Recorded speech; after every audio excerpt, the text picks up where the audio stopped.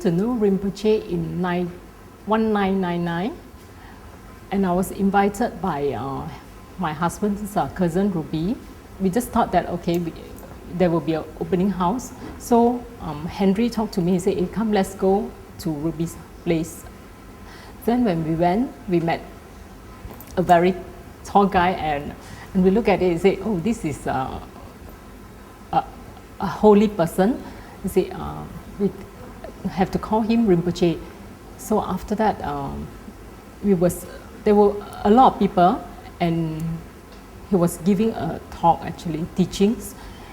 Then we were sitting on the floor, and Rinpoche was sitting on the couch. Before the talk starts, Rinpoche was mentioned. He said, "This lady, please sit on the chair." So I look at him and I look around. So after that I said, "This lady, please sit on the chair." So I was pointed at myself. Then Rinpoche said, "Yeah." So I said, "No, no, no." They said, "You are pregnant." And that's where it struck my mind. And I look at Henry. I said, "How come he knows that I'm pregnant?" So after that, after when I was sitting on to the chair, then he told me, he said, "After my talk, you come, I would like to give you some blessing." Then after that, finished the talk, I went over for the blessing, and Rinpoche was giving me some mantras. The first mantra I can remember is Satrap's mantra. So during that time, in my heart, I just say, how to do the prayer? I have never come across all this prayer. So he just said, "You do it. You do your prayer." And what happened is that because during my pregnancy, almost every night, I have some disturbances, and also really nightmare. I cannot sleep. So during that time, Rinpoche asked me to do my prayer and with a couple of other mantras. Then he asked me to drink holy water every morning, and I do Satrap's mantra. Then and I continued to do it for maybe 1 or 2 months, and without realizing, actually, these disturbances has no longer disturbed me anymore. Then I remember that Rinpoche also gave me the holy water, asked me that when my baby is born, and just wipe his mouth and eyes and the ear, so and the face as well. So that's where that I continue to do until my baby was born. Edward is a very special boy. It's because that, and I also believe it's because of the mantras blessing that I'm doing during my pregnancy. He's very cute and he's very kind. I feel that he has a very kind heart.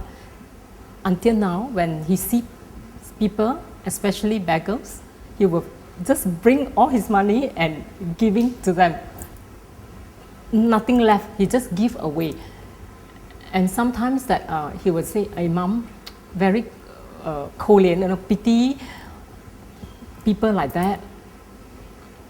And also that the last that I remember, he was very cute during before Mother's Day. He bought a stock of a flower bag, and he came front and talked to me.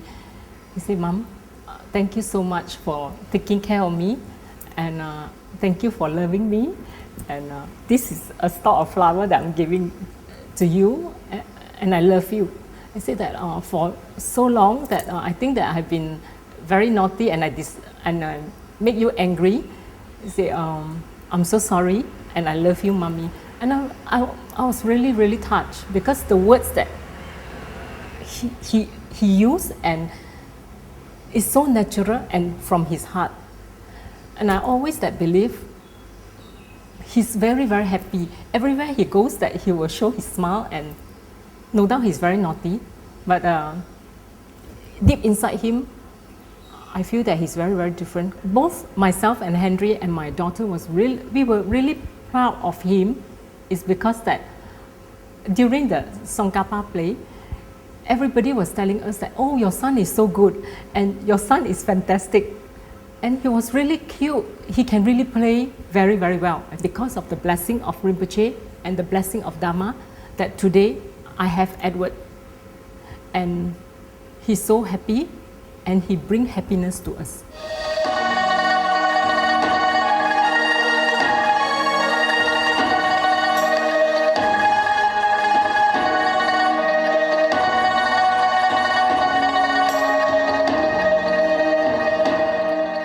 What it strikes me the most, especially on year 2005, May 24, I was having ectopic pregnancy. During that time, I almost lost my life. I remember very, very well. And I was admitted into the hospital. And during that time, there was a gynae came, and she used the ultrasound scan on my stomach. And I heard she was shouted at me. She said, "Oh my God, your whole stomach filled with blood. It's very, very dangerous now." After that, she said, "Okay, what I can do is that I'm going to get your blood first, and after that, your gynae will be taking over." So she tried to withdraw 4 times. I do not have blood anymore because I would say that the blood has been flushing down. Then after that, I remember my gynae came at 4 o'clock. And when he was looking at me, he told me, he said, "Angel, we don't have time anymore. We have to go." So before I went into the operation theater, they tried to remove everything from me. After that, there was the time that I realized I can't hear things properly anymore, in the sense that in my ear that it keep on like wow, wow, wow, the kind of sounds that I heard. And I saw the nurses and the doctor was like floating on the air. And Henry kept on asking me, he said, "Remember to chant Satrap's mantra and Rinpoche, remember." And that time I just pointed at him and said, "My tongue cannot roll anymore." Then he told me, he said, "Remember in your heart." So from there that I went in, and I saw the time at 4:20 in the morning. So the doctor just said, "Okay, I need to give you a jab." So, and I knocked out already with GA. But during that time, I dreamt of Rinpoche's face and talking to me, especially his mouth keep on opening. And I do not know what he's talking about. Until today, I can remember very well, but I do not know what is he trying to talk to me. But I remember the whole of my operation took me 4.5 hours, but Rinpoche was with me. The face of Rinpoche was with me until my operation over, and they moved me to another bed.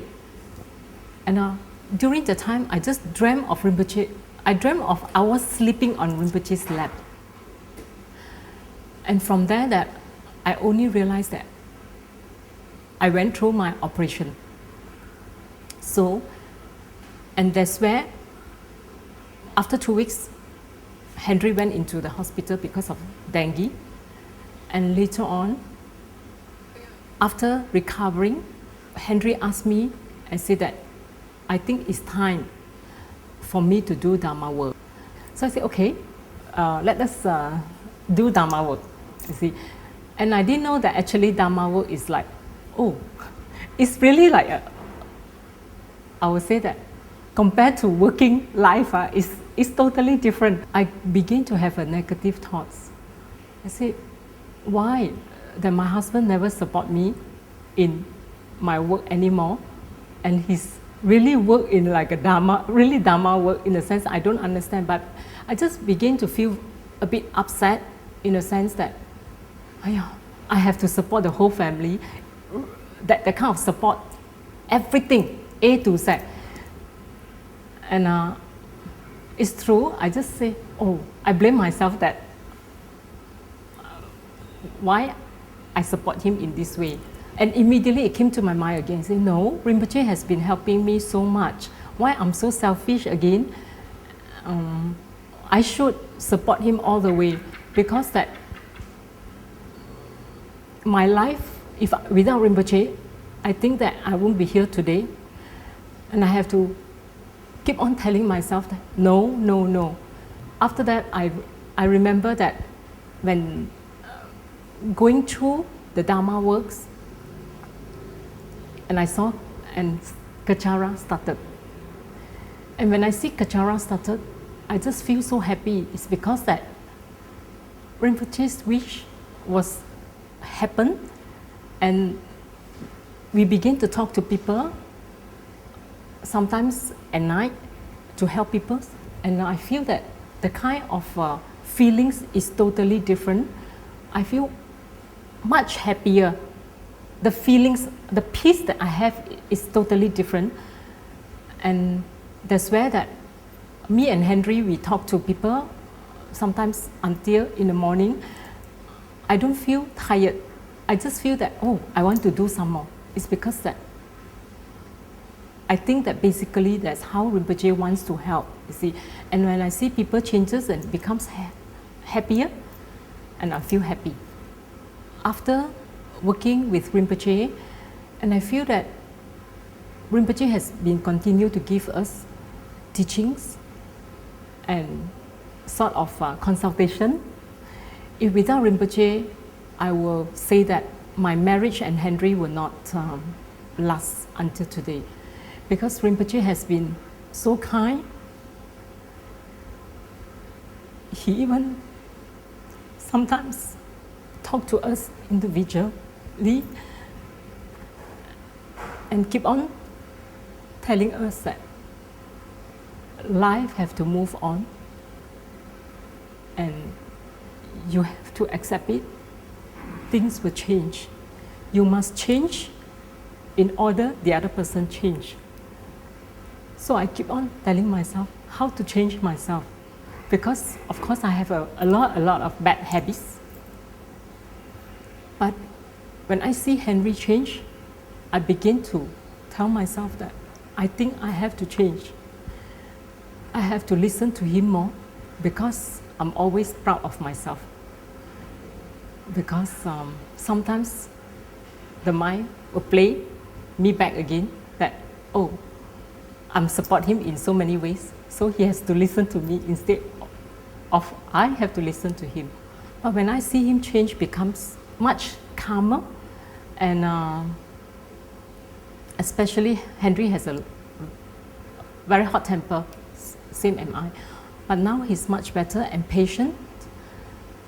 And when he talk to kids, also much better way. During our gathering together in the family, the Dharma work actually is involved in everything, not only during the daytime, anytime, because if it's very difficult for me and Henry to have gathering together with my kids. So sometimes that during our dinner outside, the phone will ring or the SMS will come in. So when during our talking, things will come in again, and like interruptions. So to beginning, I feel, how come? And kids also say, again, and but I told, and immediately it counters my mind again, say, no, this is a Dharma work. Because when people call, it's because of problems, and you need Daddy to help. That's the reason why that Daddy has to go. So sometimes that because of our dinner And halfway, Henry said, bye, I have to go off. So I begin to take it and I begin to enjoy it in the sense that I say, okay, no problem.